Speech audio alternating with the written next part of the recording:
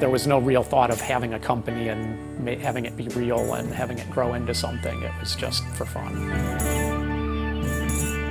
Probably for the first 15 years of our existence, I never would have admitted we'd still be around 2 years from any given point. Like, it just seemed inconceivable that anyone would still want to buy the records that I wanted to put out. But here we are 25 years later, and it did turn into something.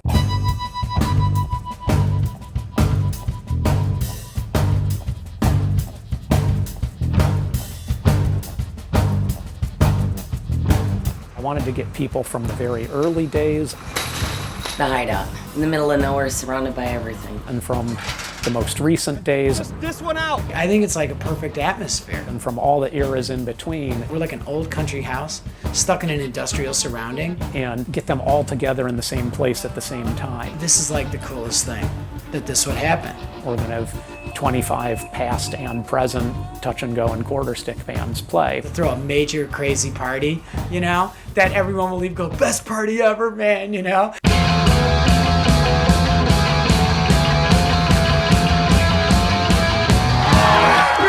25 years of touch and go!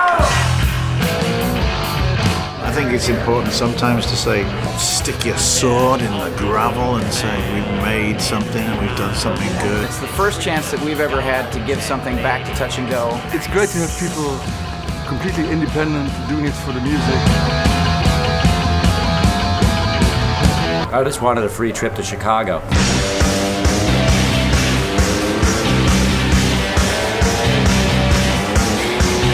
When I was a kid, that's how you found out about bands, like when alternative culture was just alternative. It was still alternative. It was just like there were always bands on Touch and Go that were actually like doing something. I think the kids are having a good time because they're seeing, you know, it's like a lot of these people, they're seeing stuff they've never seen.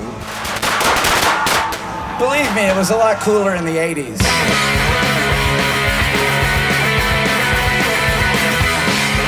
Everything that the label has stood for over the years has been, you know, you find decent people, you treat them fairly, and you do everything you can yourself. You build it up from the ground. And this is a physical embodiment of it. What it produces is a really, really great community of people. It's a family of sorts. There's the good uncle and the bad uncle and the drunk uncle. I really am drunk. I really am.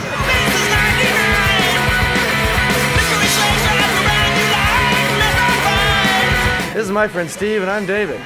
Steve, you started off the show. So, David, I understand you've stopped eating your own shit.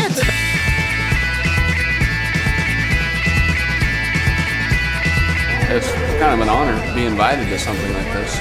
Touch and Go is important to us. Because they keep putting out good music. I mean, that's the ultimate thing. It completely sidesteps the kind of typical, traditional, cookie-cutter punk rock. I've been on Touch and Go for the last 13 years. As an artist, I've been able to do anything I fucking want, you know. Can I say fucking? You can say whatever you want. Good. I can, yeah, exactly. That's the attitude. I think it stands for something. I think it stands for a way that you can run a business successfully without having to be so business-like in the worst ways. It's definitely a product of youth, too, and youthful energy. And just to like do this 25 years later is like totally surreal. How gratifying is that for a band? It's just like, you know, recording songs in the basement. This whole thing is just too goddamn cool.